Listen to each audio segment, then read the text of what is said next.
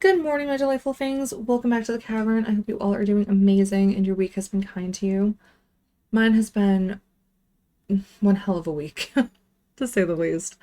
As some of you know, my graphics card started going and it's tax season to top it all off, so it's just been basically everything coming due at once, and I'm just stressed out, to be honest. But at least it's Friday, and we can make our way for the weekend and hopefully have some fun, forget the stress.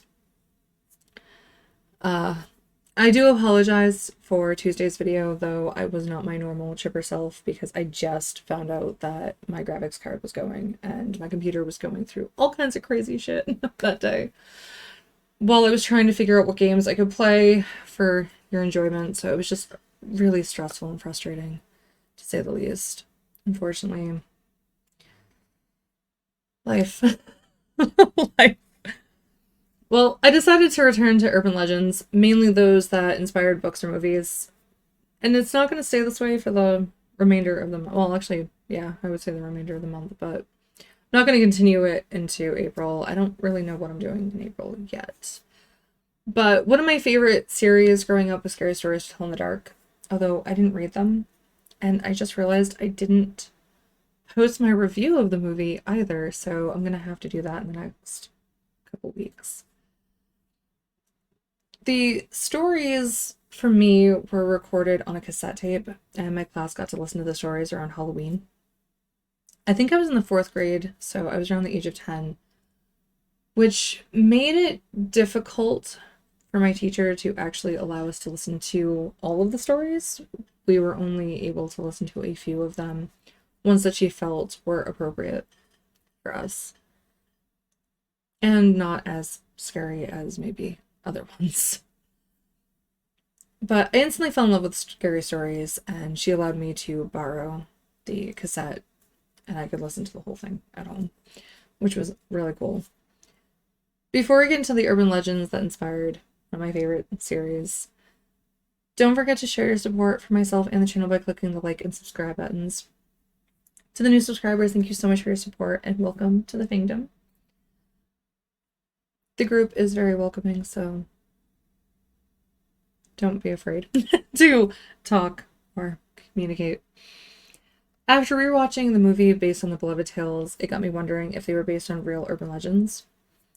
And I actually found that most of them were inspired by other tales, one of which, The Big Toe, is based on a story Schwartz heard from a sailor while he was serving in the Navy during World War II. However, there are variants to the story, one of which is a folk story called The Golden Arm, which is about a man who steals his wife's golden arm after she passes away and her ghost comes back to claim it. The story goes back to England and Germany, which was often told by Mark Twain, which I didn't know. I didn't think he was really into horror, so it was kind of interesting to see that. Another variant of the theme was the Talipo stories of the Appalachian Mountains, and I could be pronouncing that wrong, so do forgive me.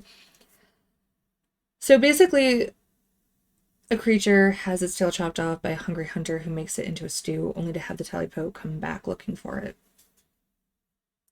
Harold, which is behind me, and it's the most beloved story in the entire series, was adapted from an Austrian-Swiss folktale with different variations as well. Most mention a doll being tormented instead of a scarecrow. Schwartz removed the Christian undertones of the original and focused the story more on the problems with bullying, which is such a huge issue today, and one I don't think we're really taking seriously enough or addressing. And I think that's the main problem in our society today. That's just me. I don't know, to be honest. Meet Ty Doty Walker was based on a Kentucky tale that was recorded in Bloomington, Indiana in 1940. The story was titled The Rash Dog and the Bloody Head. Schwartz passed the story to two 12-year-olds in Bangor, Maine, and they didn't find the ending scary enough. So Schwartz took their suggestions into account and revised the ending to what is in the book today. And I think that's the creature in the movie that kind of can contort itself and can put itself back together after being torn apart, which is still kind of creepy, to be honest. The Hearst song was based on a song sung in the trenches of World War I. Schwartz added a few verses and embellishments to the song in the book. However, in Schwartz's notes, he mentions that the version sung by servicemen was far more grim than the current iteration in the story.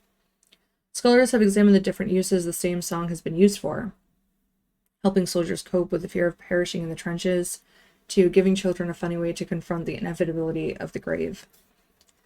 The Appointment is based on a story about a date with death. The tale also influenced the title of John O'Hara's first novel, An Appointment in Samarra. Schwartz traces the story back as far as Damascus, the capital of Syria, where a young man sees death waiting for him in the marketplace. He flees to Baghdad or Samarra only to find death waiting for him there as well.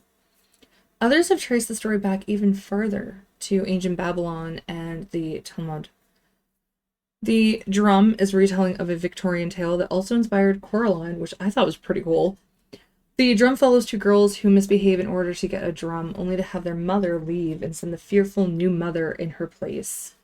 The Victorian story that started it all was titled The New Mother by Lucy Clifford, if you have an interest and want to check that out.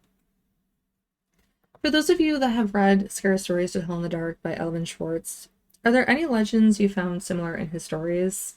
For me, The Babysitter, A Ghost in the Mirror, The Hook, High Beams, and The Bride are the stories I heard before hearing Schwartz's stories. For those of you unfamiliar with what those stories are about, The Babysitter is about a babysitter receiving strange phone calls that get progressively worse as the night goes on. Later, they find that the calls are coming from inside the house, which actually inspired different movies and books, one of which is When a Stranger Calls. I'm sure you've heard of it or seen it. It's not very new. A Ghost in the Mirror is basically about wow, Bloody Mary, with little differences, of course. The Hook is the Hook Man, which is another urban legend which inspired I Know What You Did Last Summer. Well, the movie anyways, not the book. And yes, it is a book. I actually read it and it's not that good. It's okay. High beams is another urban legend about someone driving home when a person behind them keeps putting on their high beams. Upon driving into the gas station for help, they learn someone was in their backseat trying to kill them. American Horror Stories actually used this in the second season. I don't know which episode, and it was actually pretty well done. It was a nice twist to that story. The Bride is about a woman that goes missing later on her wedding day, but no one seems to really care or notice that she went missing. A search party does eventually break out, but it's haphazardly done, and no one actually finds her. It's probably what inspired The Corpse Bride, because the stories are very close. It's amazing how many stories were told that have been around for so long and continue to be retold today, but with modern spins, of course. Thank you so much for sticking around till the end. Tonight I'll be reviewing the Austrian horror film Cadaver, which is available to stream on Netflix. For those of you who are interested, and actually I found out that it's not Austrian, it's Norwegian. I don't know why I thought it was Austrian. I'm not sure what game I'm playing Tuesday since I haven't replaced my graphics card yet. I'll admit that has been really frustrating and stressful since they're not cheap. At least it's not as difficult to get them now as it was during the pandemic because scalpers were buying a bunch of them up, or if not all of them, and then reselling them for astronomical prices. They still are really expensive, but you can still get some for cheaper. Well, I wouldn't say cheaper. From what I saw, it was $300 to upwards of almost $2,000. It's still really expensive, and I don't think a $300 graphics card will allow me to play certain games, so unfortunately I think it's gonna have to be a little bit more money than that. So I will keep you all up to date on that, especially since I really want to get back into playing League of Legends, and I did promise Alien Isolation a return to that, and unfortunately, I don't know if that's going to happen, especially since I actually was playing it before my graphics card went wonky and just cut that game out, basically. I think it's saved, but unfortunately, I don't know up to what point So you may, it may be past where I left off, unfortunately. I mean, I could probably replay the game for all of you. I don't really mind starting over. But there's other games that I've been wanting to play, like Cyberpunk. And Diablo 4 is coming out in June, so that's something to look forward to. Can't wait for it. So there's a lot of games coming out that I'm hoping I can play, or games I have that I haven't been able to play because my graphics card actually was defective, but we didn't know it was right away. And unfortunately, the warranty ran out. And I heard that Gigabyte is really a pain in the ass to deal with when it comes to warranty work, anyways. So it all sucks. But, anyways, I'll also continue looking at movies that were inspired by urban legends such as Dark Water and The Deep House. If you don't want to miss the upcoming content, click the bell icon to never miss a video. If you can't wait for more, check out my other videos on the screen, which will be right there for all of you. Thank you all again. Take care until next time and have a fabulous weekend. And go have some fun. It's supposed to be warmer, I hope. I hope. I'm so done with winter. But enjoy your weekend regardless. And take care until next time. Bye, everyone.